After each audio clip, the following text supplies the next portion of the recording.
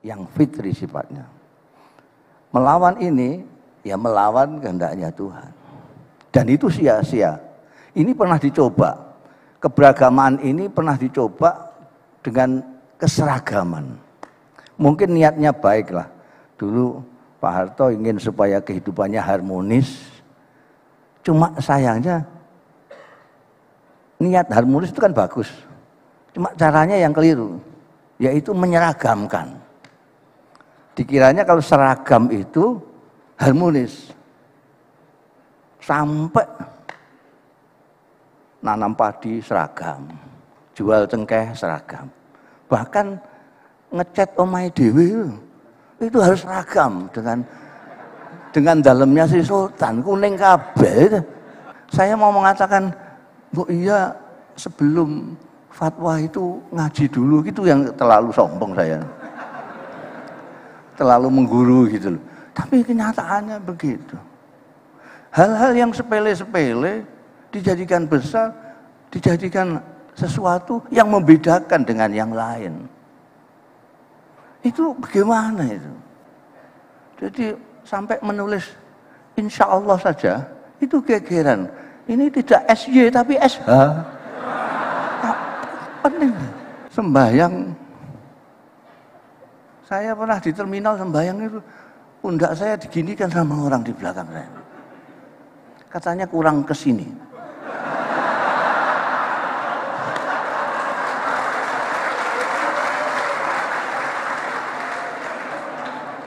Dan saya di pidato itu. Saya itu ditausiai.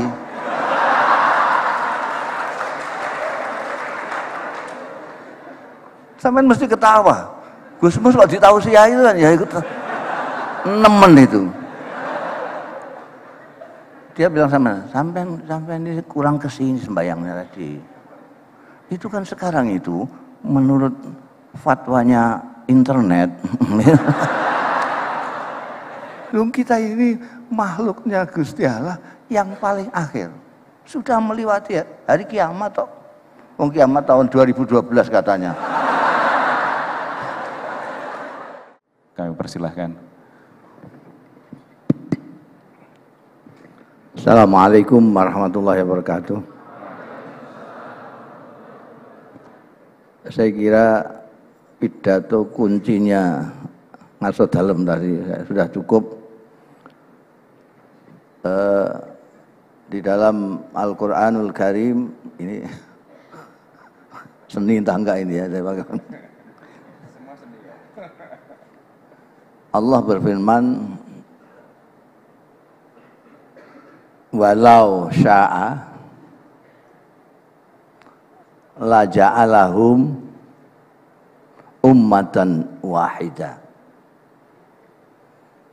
Tadi sudah disampaikan dalam pidato kunci oleh Ngarso Dalem. Di dalam ayat ini ada walau. Walau itu kurang lebih artinya andai kata. Andai kata itu tidak. Andai kata saya punya uang 1 miliar, berarti saya memang tidak punya duit 1 miliar itu.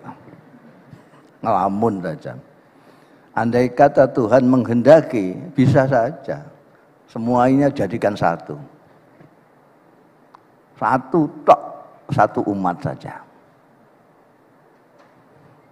Jadi artinya apa? Artinya Tuhan tidak menghendaki satu umat.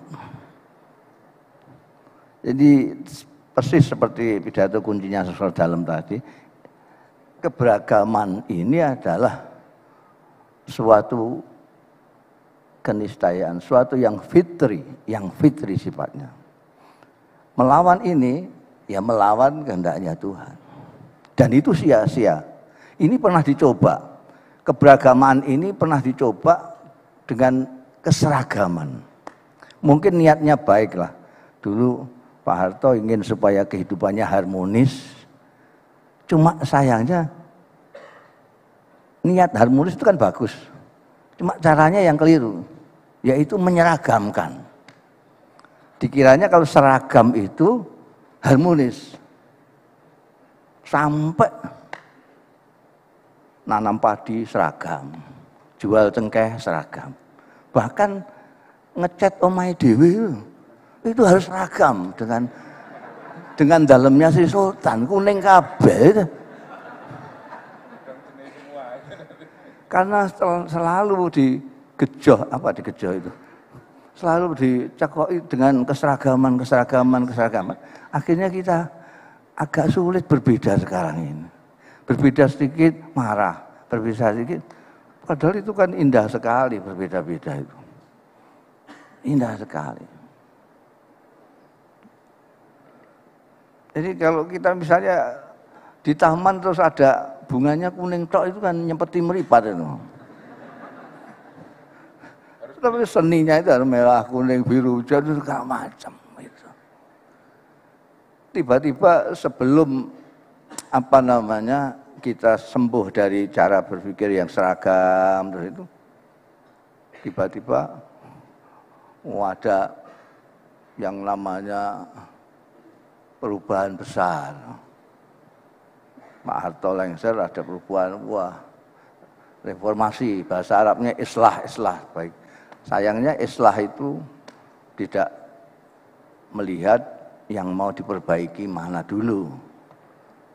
Yang baik mana, yang tidak baik mana, yang ini keburu euforia untuk merdeka, untuk bebas merdeka. Demokrasi. Jadi akhirnya orang itu kayak burung yang semula disangkar itu dilepas.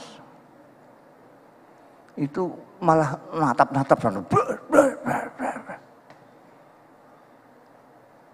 Nabrak-nabrak. Kita belum siap demokrasi, berdemokrasi. Akhirnya terus jadi anarki.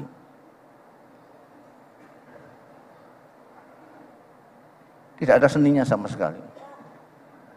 Tidak ada seninya. Anarki tidak ada seninya. Jadi,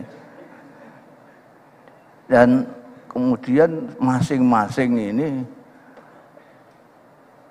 ingin supaya diakui sebagai yang benar.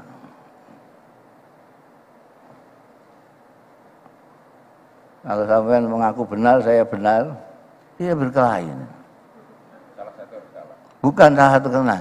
Ya pada benernya enggak apa-apa lah gitu. Jangan bersama. Iya. Ini sudah menjawab sampean apa lebih ini?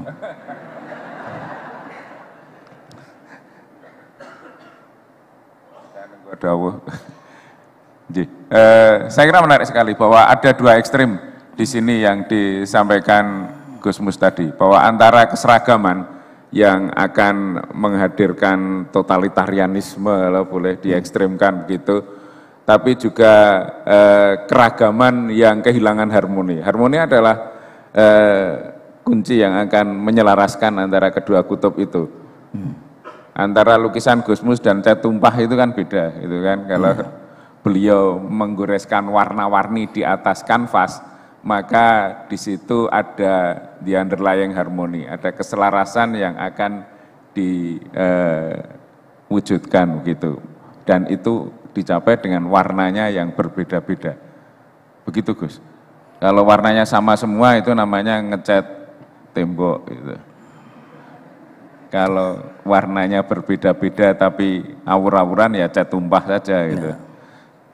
Maka saya kalau ngelukis itu saya tumpahin saja kan pas dengan segala dengan cat yang berwarna-warni gitu. Tapi bagus.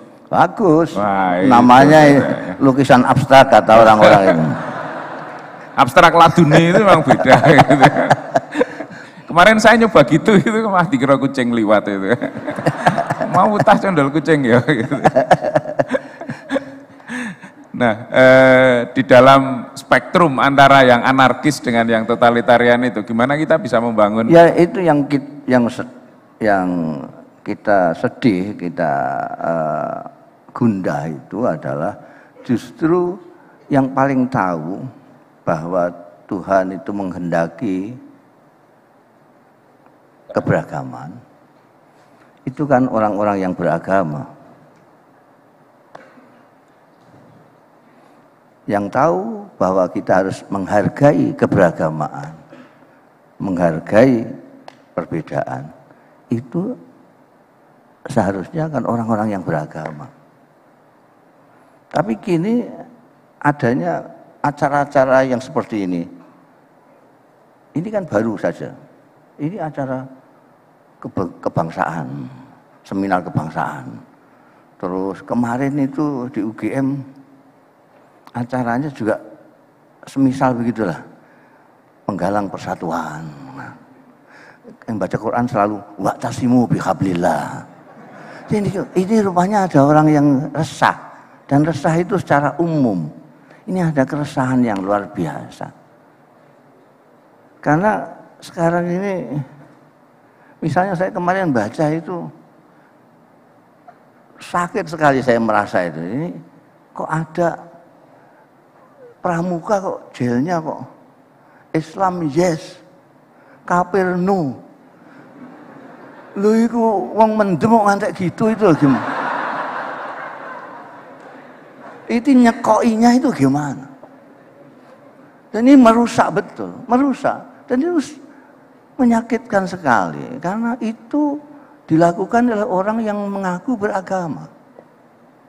Orang yang beragama tentu tahu kalau Tuhan itu Maha Pengasih, menciptakan agama rahmatan lil alamin. Rahmatan lil alamin itu kasih sayang kepada alam semesta. Loh, kalau dengan saudara sendiri saja tidak bisa kasih sayang, itu bagaimana dengan yang lain-lain? Jadi saya mau mengatakan, Bu, iya sebelum fatwa itu ngaji dulu, gitu yang terlalu sombong saya. Terlalu mengguru gitu loh. Tapi kenyataannya begitu. Hal-hal yang sepele-sepele dijadikan besar, dijadikan sesuatu yang membedakan dengan yang lain. Itu bagaimana itu? Jadi sampai menulis insya Allah saja, itu gegeran. Ini tidak SY tapi SH. Penting. Kalau SY Katolik soalnya. Ya, itu kok. Saya ingin ketawa ya ingin nangis itu. Ini yang ngomong Ustadz dan beredar di WA itu. Orang ngaku kabeh, anakku bareng saya ingin nulisnya SY insya Allah pakai SH, insya Allah.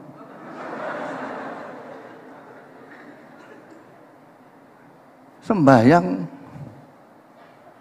saya pernah di terminal sembahyang itu, pundak saya diginikan sama orang di belakang saya. Katanya kurang kesini.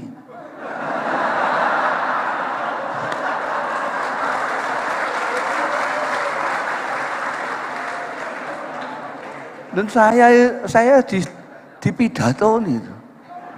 Saya itu ditausiai.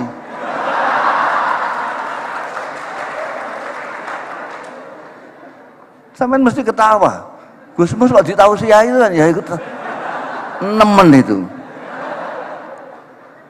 Dia bilang sampai ini kurang kesini sembayangnya tadi. Itu kan sekarang itu menurut fatwanya internet itu sampai berpengaruh ke bawah. Persoalan yang remeh-temeh ini. Ada yang datang ke tempat saya minta restu, dia mau merubah pengimaman. Ya itu tadi karena dawuhnya internet tadi. Ini katanya sekarang harus ini. Karena ini sudah viral ini. Omongan remeh ini sudah viral. Di kampung mau merubah pengimaman. Mau digempur, di engsong norojok sini. Saya bilang, lah kamu kok nemen banget. Lah itu sajadahnya saja diginikan kan bisa. Itu perkara sepele-sepele gitu. Bayang pernah kaki saya dicari ini. Stop.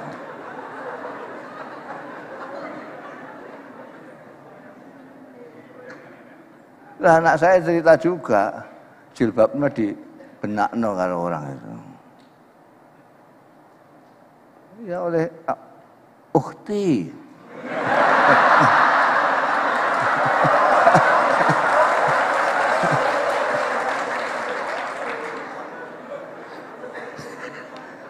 Ukhti, belajar lagi yang baik ya tentang agama ya.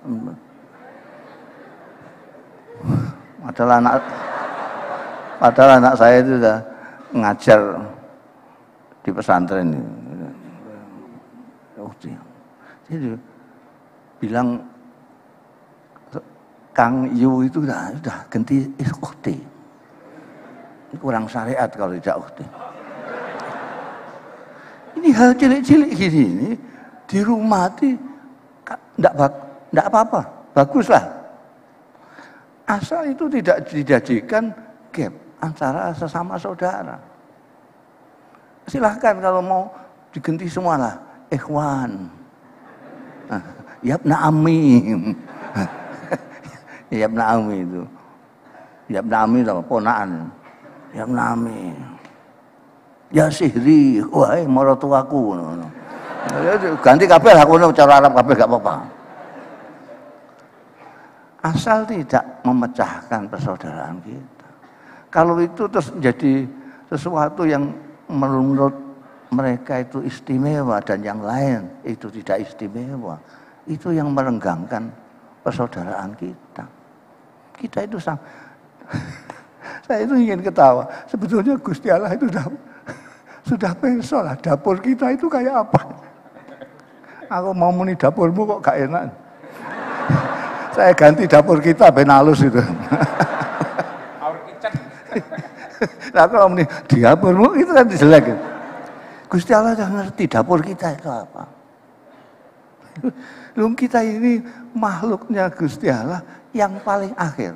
Sudah melewati hari kiamat toh. Wong kiamat tahun 2012 katanya. Nah ini tahun 2020. Itu makhluk yang paling akhir.